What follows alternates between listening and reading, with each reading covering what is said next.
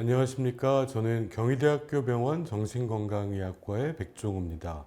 코로나 이후에 마음의 문제로 어려움을 호소하시는 분들이 적지 않습니다. 오늘 어떻게 극복해 볼지 같이 이야기해 보는 시간을 가지려고 합니다. 코로나 감염 재난 시기에 모든 국민에게 사실 영향을 줍니다. 지진이라든가 쓰나미라는 거는 한 시점에서 발생하는데 그에 비해서 이런 감염 재난은 지금 벌써 1월 달부터 시작해서 4월까지 많은 국민들을 괴롭히고 있습니다. 지난 2월 말에 저희 대한신경정신의학회에서 국민을 위한 마음건강 지침을 발표한 바가 있습니다. 한국 트라우마 스트레스 학회, 한국 과총 등에서도 마음건강 지침, 심리방역 지침을 발표한 바가 있습니다. 그래서 질병관리본부나 이제 국가트라우마센터의 홈페이지에서 이 내용을 보실 수도 있고, 대한신경정신의학회 홈페이지에서도 전문을 보실 수가 있고, 어떤 재난 상황에서 가장 큰 도움이 필요한 사람은 그 재난 피해자고요. 그 다음에 그 주변에 있는 그 가족들이 있고요. 그걸 목격하신 분들도 포함이 되고요. 한 발 더 넓히면은 구조대원, 또 의료진이 중요하고, 더 넓히면은 이제 전 국민까지도 피해를 볼 수가 있습니다. 현재는 자가격리자 그리고 이제 환자로 확진되신 분들이 이제 가장 중요하다고 볼 수 있을 것입니다.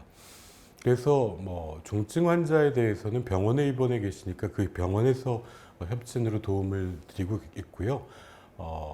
경증의 확진자분들은 현재 생활치료시설에 입소하신 분들이 계신데, 저희가 정신과 의사들이 또 보건복지부랑 MOU를 맺어서 전화 상담을 하고 있습니다. 저도 같이 해볼 수 있었는데, 지금 4월 초에 200여 분이 모두 아주 건강하게 퇴소를 하셔서 기쁘게 생각하고 있습니다. 자가격리나 이제 어려움을 겪으신 분들은 이제 국가 트라우마 센터로 연락하실 수 있고, 또 이 시기에 가장 마음 아픈 분 중에 하나가 이제 가족을 잃으신 유가족 분들입니다.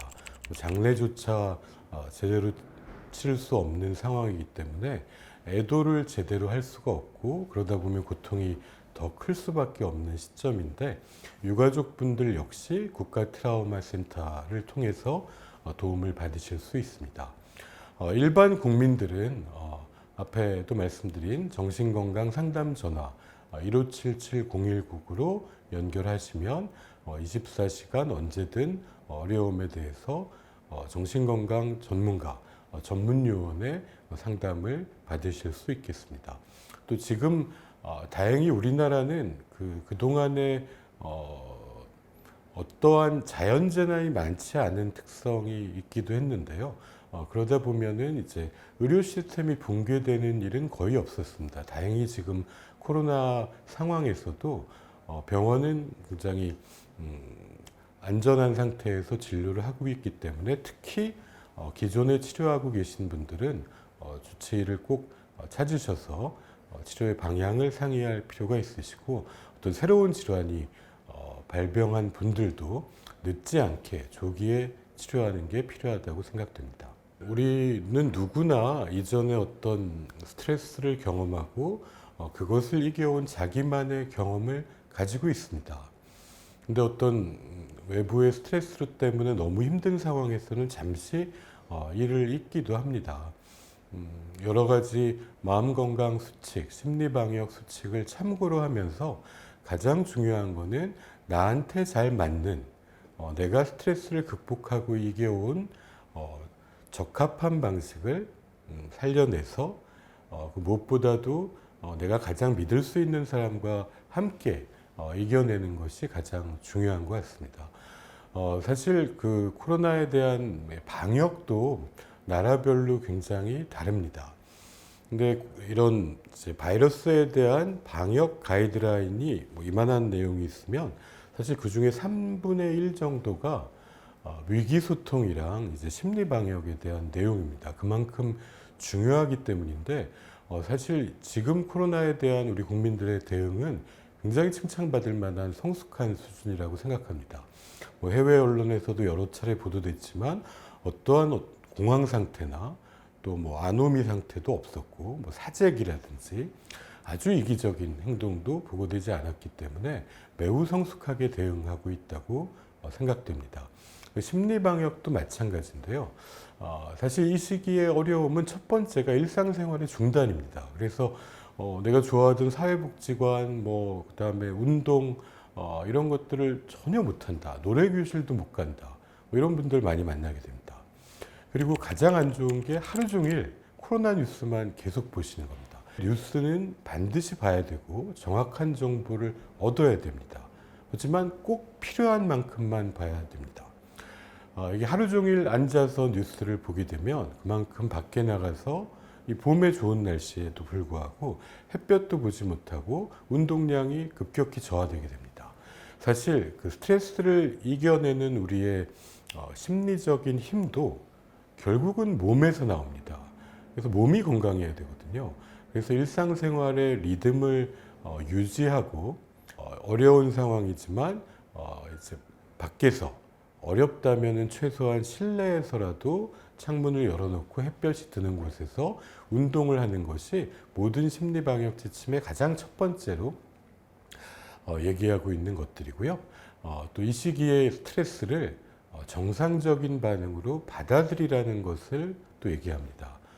왜냐하면 이건 현실적인 고통이기 때문에 저희가 이걸 피할 수가 없습니다. 그래서 이때 어느 정도의 불안과 분노와 우울은 지극히 정상적인 반응으로 있는 그대로 받아들일 수밖에, 수용할 수밖에 없는 상황입니다.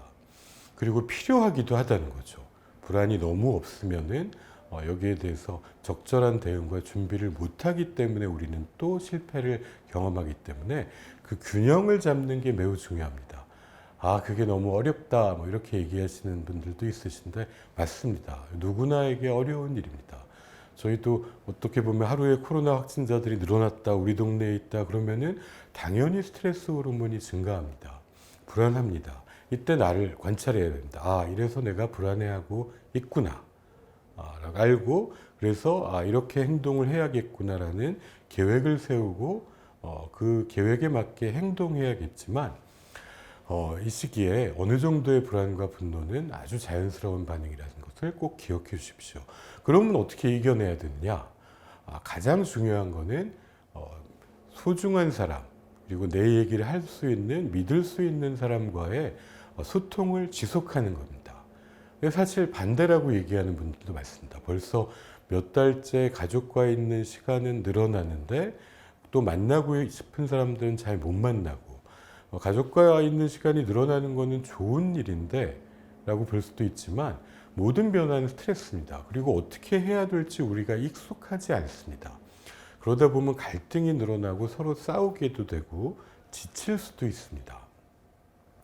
그리고 이제 다른 사람을 못 만나게 되다 보면은 우리가 자기의 어려움을 솔직히 털어놓을 사람을 주변에서 찾지 못하게 될 수 있습니다. 이게 사회적 거리두기 상황에서 가장 큰 스트레스가 될 수 있거든요. 그래서 최소한 전화나 또 SNS나 여러 가지 도구들을 통해서 어떤 분들은 이런 시기에 찾아가 보지 못하는 또 부모님이나 또 주변에 아픈 사람들을 생각하면서 이렇게 손편지를 써보기도 한다.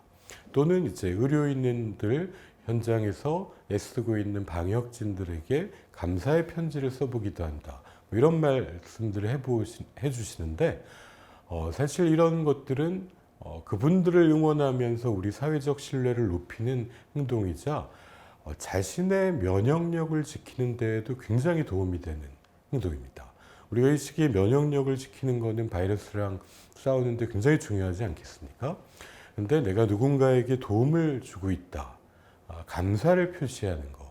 이런 거는 스트레스 호르몬의 수치를 낮추고 결과적으로 우리 면역 체계를 지켜줘서 우리가 바이러스에 강하게 만드는데 내 몸도 지키고 우리 사회를 좀 더 강하게 만드는데도 도움이 되는 일이기 때문에 이 어려운 상황일수록 저희가 감사를 표현하고 우리 아이들에게도 그 아이들도 성장하면은 어느 시점에서는 또 이런 어려움을 겪을 수 있지 않겠습니까? 이때 어떻게 대처하는지를 보여주는 좋은 경험을 기회로 만들어 볼 수 있으면 좋겠습니다. 이 시기에 아이들은 그 연령에 따라서 이 상황을 이해하는데 상당히 편차가 있을 수 있습니다. 학교도 못 가게 하고 친구도 못 만나게 하고 이 상황이 저학년일수록 상당히 이해하기 어려울 수 있습니다. 또 고학년들은 일상의 리듬이 깨지면서 또 친구도 못 만나게 되고 활동도 줄어들게 되고 평소에 좋아하던 것도 못하게 되니까 여러 가지 어려움이 생길 수 있습니다. 상황을 잘 이해하지 못하는데 주변에서 여러 정보들이 전달이 됩니다. 이게 때로는 가짜 뉴스도 있고 정확하지 않은 정보를 전달받고 거기에 되게 오해를 하기도 합니다. 또 평소와 달리 학교를 안 가면서 엄마가 또는 아빠가 옆에 있는 게 좋을 수도 있지만 이 시간이 길어지고 힘들어지면서 서로 짜증이 날 수도 있고 예민해질 수도 있고 심각하게는 내가 분노를 폭발했다. 그러고 나서는 너무 미안하더라. 라고 하면서 진료실에서 얘기하시는 분들도 있는 게 사실입니다. 이거는 아이에게도 나에게도 굉장히 힘든 시기일 수 있습니다. 그래서 이때에는 부모님들께서도 아이들에게 아이의 언어로 이 상황을 설명해 주는 것, 때로는 반복해서 설명해 주는 것이 필요합니다. 그리고 이때의 어느 정도의 감정적인 어려움은 부모님부터 있는 그대로 표현하실 수도 있습니다. 사실 이런 코로나 때문에 있는 경제적인 어려움, 그리고 일을 못하는 상황 등으로 힘들다. 그래서 너희들도 같이 도와주고 이겨냈으면 좋겠다. 라고 해서 서로 간의 감정을 있는 그대로 드러내면서 의사소통을 하는 게 필요한 것 같습니다. 그리고 이 시기에 재난으로 인한 어려움으로 어떤 가정은 상당한 위험에 처할 수도 있을 것입니다. 그래서 이럴 때 아이들에게 이때 힘들어하는 사람들이 우리 주변에 있다. 장애가 있는 사람들, 경제적으로 어려운 사람들, 또 질환이 발생해서 치료가 필요한 사람들, 주변에 아픈 사람들에게 우리가 관심을 가지는 노력, 또 이걸 바이러스를 이겨내기 위해서 이제 현장에서 최선을 다하는 의료진이나 방역진들을 응원하는 것, 이런 것을 통해서 우리가 사회가 재난을 극복하는 게 어떻게 하고 있냐를 부모님이 아이들의 입장에서는 부모의 말보다 어떻게 행동하는가를 보고 더 그대로 따라하게 됩니다. 이렇게 이겨냈다고 하는 것을 알려주시는 계기로 삼아주신다면 이제 물론 이렇게 하는 게 어렵지만은 아이들이 이후에 성장해서 그때 또 자기 앞에 닥친 재난을 또 잘 이겨낼 수 있는 소중한 경험을 할 수도 있지 않을까 생각이 듭니다.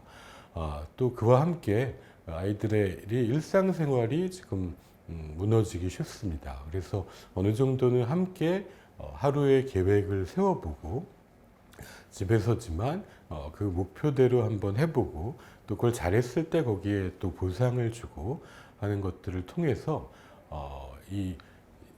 이전의 일상이 중단됐지만 새로운 일상을 계획을 세우고 만들어가는 것을 가족이 한번 논의해보는 시간을 가져봐도 좋을 것 같습니다. 경제적인 어려움, 이게 가지고 오는 여러 가지 심리적인 문제, 또 자살의 증가, 이런 정신건강에 대한 관심이 매우 중요한 시점이라고 생각합니다. 서로가 믿고 응원하고 이걸 극복해 내가면서 가장 어려운 사람들을 찾고 이분들이 적절한 지원과 치료를 받을 수 있도록 연계하는 게 굉장히 중요한 시점이라고 생각됩니다. 우울과 불안, 분노로 우리가 마음이 다치고 주변에 상처를 주는 일은 피해야 되지 않겠습니까? 그런 마음으로 서로의 마음을 살피고 힘든 분들을 돌보고 앞서서 싸우는 분들은 응원하면서 이 어려운 시기를 사회적 신뢰로 이어갔으면 합니다. 감사합니다.